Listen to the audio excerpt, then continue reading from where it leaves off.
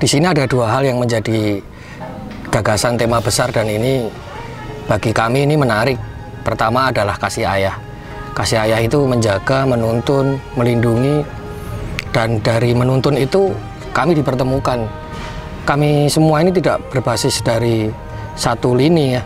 Ini bisa dikatakan ini adalah kolaborasi lintas lini. Ada seniman, kreator, pengusaha, mudika, romo, dan semua sisi ini bersinergi.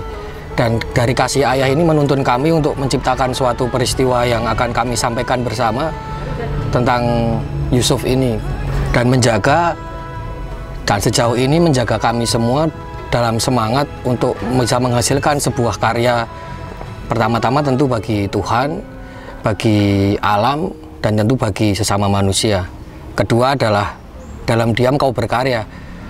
Dalam diam kau berkarya ini sesuatu yang terdengar sederhana, tapi sebenarnya sangat sulit kita lakukan di dunia hari ini yang sangat riuh, sangat kompleks.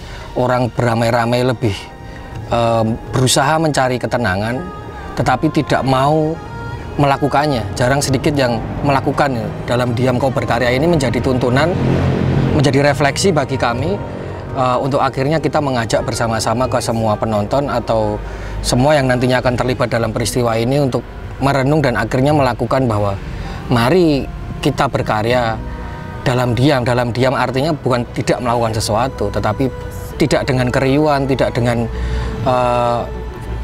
motivasi utama untuk diketahui banyak orang, tetapi kita terus berkarya dalam ketenangan. Sangat menuntun ya. Dari teks, dari sutradara, konsep ini adalah konsep yang besar, tapi tidak cerewet, tetapi sederhana, bahwa sesuai dengan apa yang menjadi kredo atau ajaran yang dilakukan oleh Yusuf, bahwa dalam teks ini sutradara atau penulis naskah menginginkan sebuah peristiwa yang tidak banyak menuturi, tetapi memberi contoh yang dekat dengan kita sebagai manusia yang setiap harinya kita alami, juga dialami oleh Santo Yusuf ini.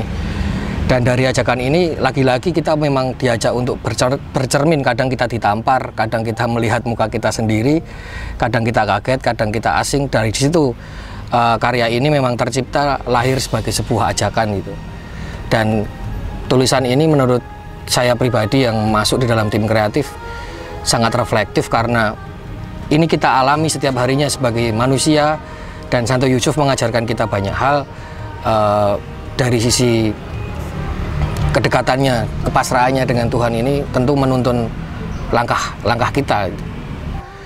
Di sini tidak hanya lahir suatu gagasan kreatif, tetapi sinergi yang sangat konstruktif, sangat membangun. Bagaimana dari romo, bagaimana dari teman-teman kreator, dari seniman, dari pengusaha, dari mudika, dari anak yang masih menuju ke usia dewasa, itu bisa saling bersinergi, menciptakan refleksi mereka bersama-sama untuk akhirnya dibangun, dikumpulkan menjadi satu refleksi besar yang akan kita sajikan bersama-sama ini. Itu suatu hal yang menurut saya sangat menyentuh pertama dan menggugah tentu. Pertama-tama mengajak kita membedah sebuah teks yang diinginkan, yang ditulis oleh sutradara ini menjadi permenungan kita. Lalu kita menjadi tokoh itu, kita cari referensi itu karena memang sangat dekat dengan kehidupan kita. Habis itu kita tuangkan gitu. Dari bagaimana latihan ini memang singkat secara pertemuan, tetapi efektif secara proses kreatifnya. Jadi mereka latihan ini setiap hari sebenarnya, tetapi di ruang personal mereka masing-masing. Dan ketika kita bertemu adalah kita mencocokkan hasil dari pencarian kita masing-masing, hasil dari refleksi kita masing-masing ini kita susun, kita jahit bersama-sama menjadi satu jalinan kisah Yusuf yang utuh. Pertama utuh, kedua tentu sampai dan bisa menggugah kepada penonton semuanya, kepada teman-teman pemirsa semuanya, untuk ini, mari tontonan ini menjadi tuntunan kita bersama. Proses kreatifnya seperti itu, bagaimana kita buat seefektif mungkin, dan ini kita renungkan setiap harinya bersama-sama. Tentu mengembalikan ke diri kita ya, maksud saya mari kita mengamati diri kita lagi sebagai manusia dan apa yang kita punya, termasuk sisi-sisi yang kita punya, baik perasaan, pikiran, penghayatan itu, lalu kita mengelola itu untuk kita masukkan ke dalam suatu tokoh yang dibutuhkan di sini.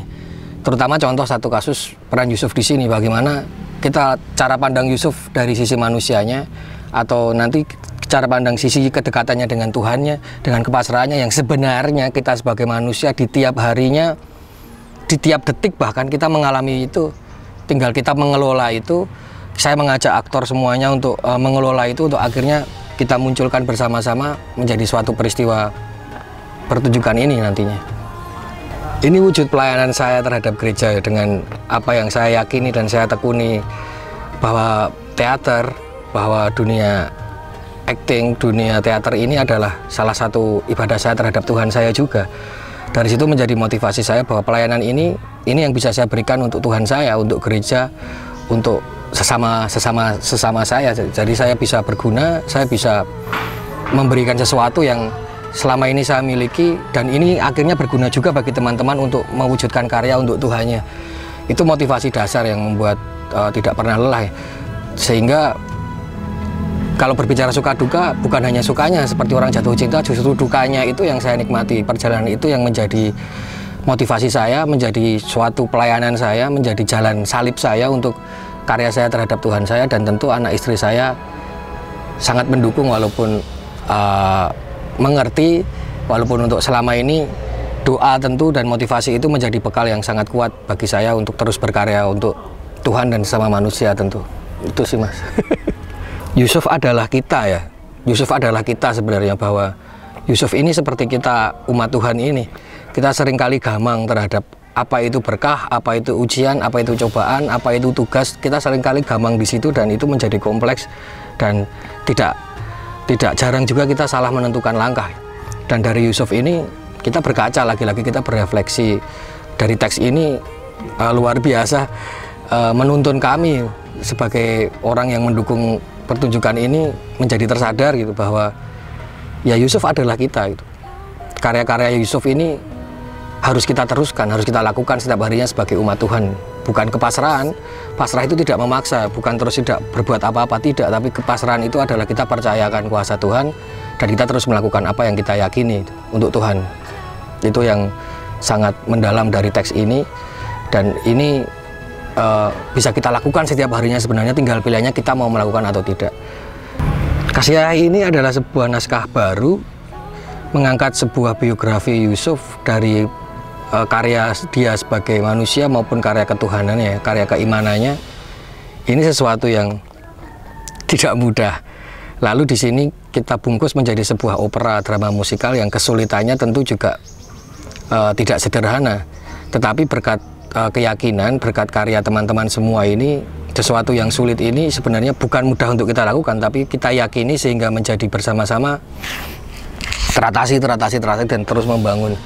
Karya ini spesial karena memang bahasa-bahasa yang disajikan, lalu pilihan-pilihan teks yang akan kita sampaikan ini tidak menggurui, tidak rumit, tidak gigantis, lagi-lagi sederhana itu, tetapi kompleks, tidak cerewet, tetapi mengena. Itu yang membuat karya ini merasa spesial ya, terasa sangat spesial. Tingkat kesulitannya juga spesial, tim pendukungnya juga spesial.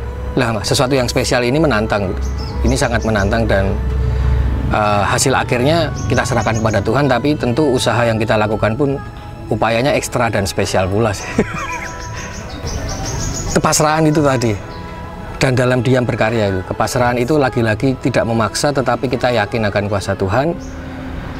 Lalu dalam diam kau berkarya itu, bahwa dengan keheningan mari kita berkarya tapi tidak berisik, tetapi tidak ikut arus yang saat ini sedang ramai, bahwa orang beramai-ramai menolong tapi juga beramai-ramai untuk berisik dan menyebar itu seluas mungkin narsistik. Tapi dari Yusuf ini kita belajar bahwa mari yang tampak adalah kerja karya kita, bukan kita sebagai seorang personal, tapi kerja karya kita. Itu yang bisa kita lakukan dan kita imani dari Santo Yusuf, terutama dari teks pertunjukan ini. Menyaksikan drama ini kita seperti diajak untuk berekoleksi, kita diajak menziarahi diri kita, menziarahi iman kita, menziarahi karya-karya kita sebagai manusia. Jadi tidak disikapi sebagai kita menonton pertunjukan yang gebyar, yang mewah, musikal yang meriah, tidak. Tetapi ini ruang hening, ini ruang rekoleksi kita lewat pertunjukan ini. Jadi saya rasa ajakannya adalah sejauh mana teman-teman mau mengimani iman kita, mau mengimani Santo Yusuf, mari kita berekoleksi, mari kita menziarahi diri kita, karya kita sebagai manusia dengan menyaksikan pertunjukan drama musikal Yusuf ini, teman-teman.